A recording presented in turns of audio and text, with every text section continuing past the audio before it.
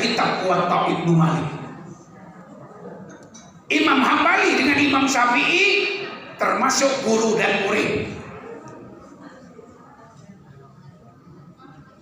Jadi ini jelas Syafi'i, Maliki, Hanafi, Hambali, 4 ulama dunia yang diakui oleh umat Islam seluruh dunia. Ini 4 mazhab.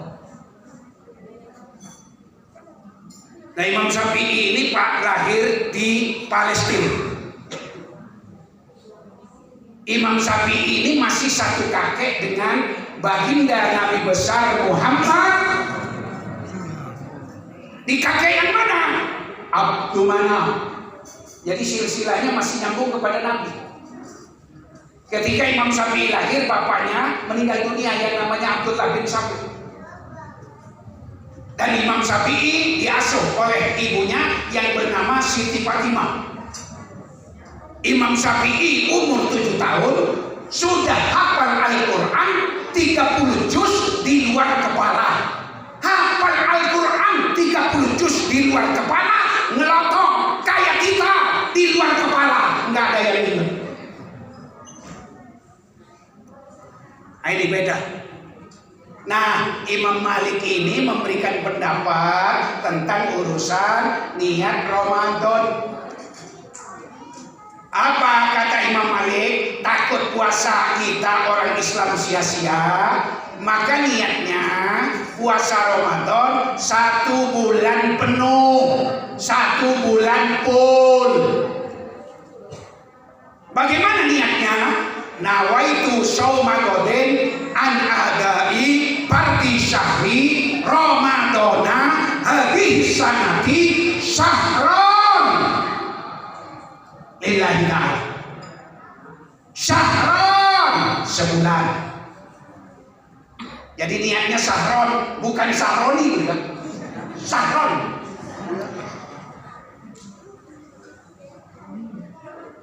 Bahkan ada lapan niat yang lebih simpel lagi.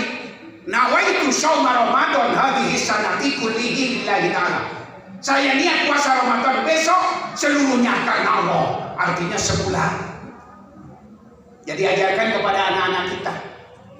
Nah, ayo niat puasa Ramadan sebulan. Ajarkan kepada istri kita, ayo niat puasa Ramadan sebulan. Jadi kalau besok kita pergi gak niat, sah. Kalau besok kita ketiduran gak niat, gak tarawih, sah. Kalau besok kita lupa gak niat, gak tarawih, sah. Kenapa? Niatnya 1 bulan. Nah, ini Pak, beda dengan puasa sunnah.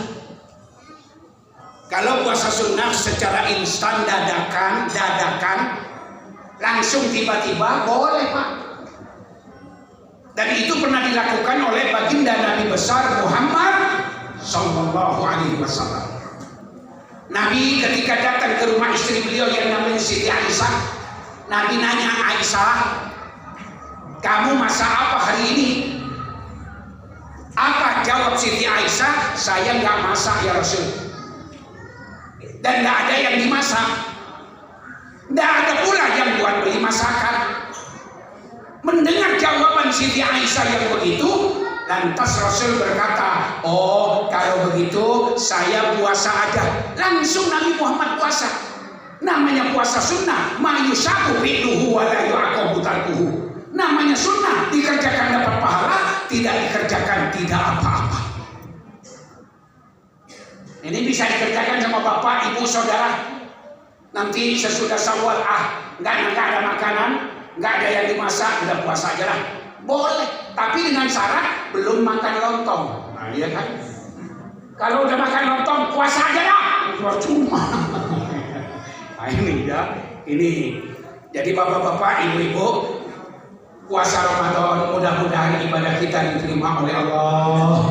Mudah-mudahan semuanya diberikan sehat oleh Allah. Mudah-mudahan kita dipertemukan lagi nanti sesudah Ramadan, ketemu dengan Ramadan tahun depan, insya Allah.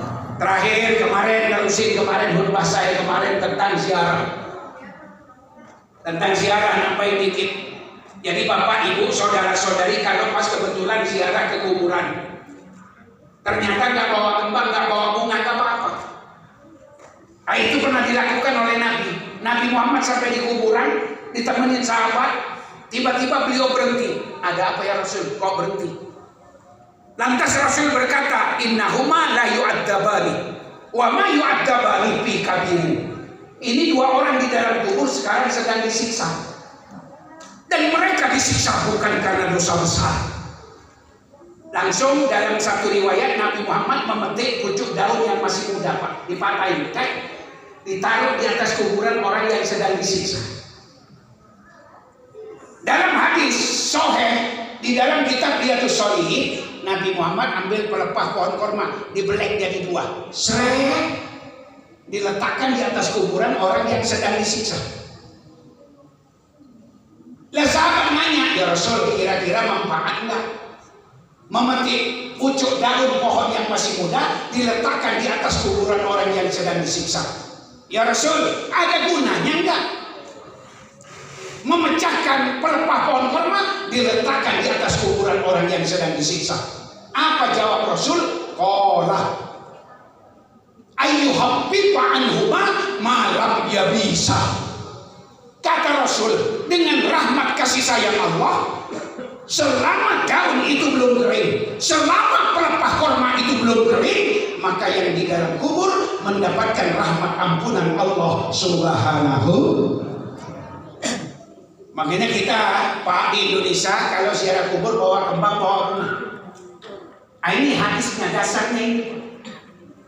Jadi kalau ke kuburan nggak usah bawa roti, bawa kembang aja. Nah kalau nggak ada kembang, ada pohon pendek-pendek, sudah petik aja pucuk-pucuknya, letakkan. Saya sering ngerjain itu, Pak, di kuburan. Ke kuburan abah saya, umi saya petik aja, taruh. Kenapa? Dasar hukumnya ini. Sahabat nanya lagi, ya Rasul, kenapa dua orang ini kok disiksa? Dosanya apa? Rasul jawab, qala fa'amal awwalu, yang pertama ini disiksa di dalam kubur, la yastanzihu anil baul. Ketika tinggal di Rawamangun, dia kalau kencing nggak pernah cebok. Hati-hati. Kalau kencing cebok, kebanyakan yang kencing nggak cebok laki-laki. Kenapa? Gampang. Kadang-kadang kalau kebelet tiang listrik dipepet, pohon-pohon dipepet, maka banyak tiang listrik bau pesing. Dan anak laki-laki habis kencing bukan dicuci, malah disentil, ting ting ting. Tuh. Lah, yang menyebabkan banyak siksa kubur bukan karena kencing gak ceboknya, pakaiannya terciprat najis. Ketika waktu sholat tiba, dia sholat dengan pakaian yang kena najis itu. Ini yang menyebabkan banyak siksa kubur. Na'udzubillah. Jadi kalau kita kencing gak cebok ketika sholat, kita mandi ganti sarung, ganti pakaian, insya Allah tidak ada masalah. Nah yang kedua, kenapa orang itu disiksa di dalam kubur? Nabi katakan, yamshi bin namimah. Ketika hidup di dunia, dia senantiasa menyebar fitnah, mengadu domba orang, jadi provokator. Orang yang tadinya akur, akhirnya musuhan, gontok-gontokan. Na'udzubillah. Apalagi ngadu orang, ngadu binatangnya nggak boleh, Pak. Ngadu jangkrik nggak boleh, ngadu ayam nggak boleh, ngadu domba nggak boleh. Lalu saya pernah ditanya sama orang, Pak Ustaz, kalau hukumnya tinju itu gimana? Saya bilang saya nggak tahu, Pak. Tapi yang jelas kalau ada tinju kelas berat saya paling depan. Saya bilang gitu. Apalagi ngadu orang ngadu binatang aja nggak boleh. Oleh karena itu, mari kita sama dengan sesama harus baik akur, saling harga, saling hormat, harus saling sayang. Terakhir, saya secara pribadi, manusia pasti banyak salah, Pak, banyak hilaf dan keliru.